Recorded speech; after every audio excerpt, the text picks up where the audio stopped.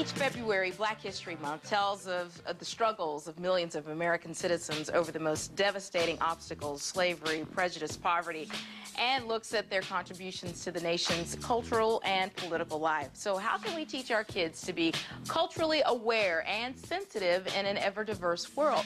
Our Scream-Free therapist, Hal Runkle, is here with his Scream-Free approach to teaching diversity. Morning, Hal. Thanks for joining us. Well, you've got it all, don't you, here? Yeah. You got every approach. So how do we teach our kids about money, sex, and how important it is to them to be diverse? That's the first thing, is everybody says, well, we got to teach our kids about money. And everybody says, oh, you got to teach your kids about sex.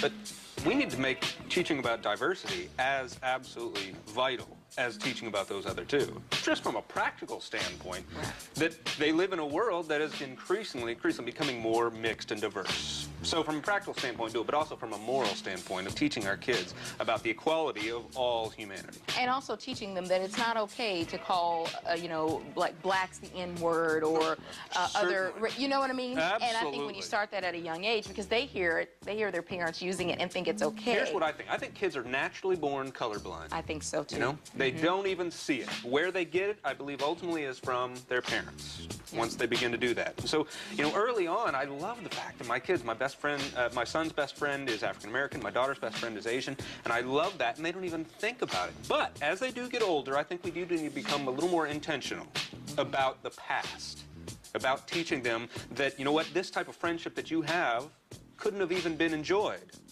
30 years ago. What challenges, though, do we face in 2007 trying to teach this? You would think in 2007 we'd be over this, but we're not. No, now the challenge is now it's a more subtle.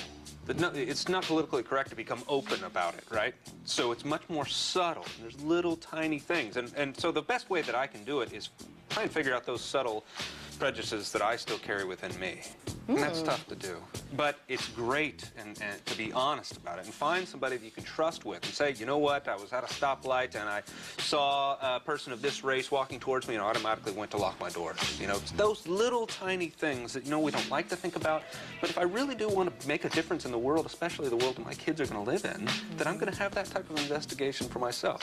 Right now, the Atlanta History Center has the King Papers on display. And I just took my kids. It's an amazing display. I encourage everybody, go to Atlanta to get your kids to this display. And there's no way that your kids won't come away just with something profound. You know, my kids now, they wanted a Martin Luther King poster. So my two white kids have Martin Luther King posters hanging in their rooms. And that's one way to lead by example. Thank you, sir. Thank you. For more information on Hal's Scream-Free approach, go to our website at dailybuzz.tv.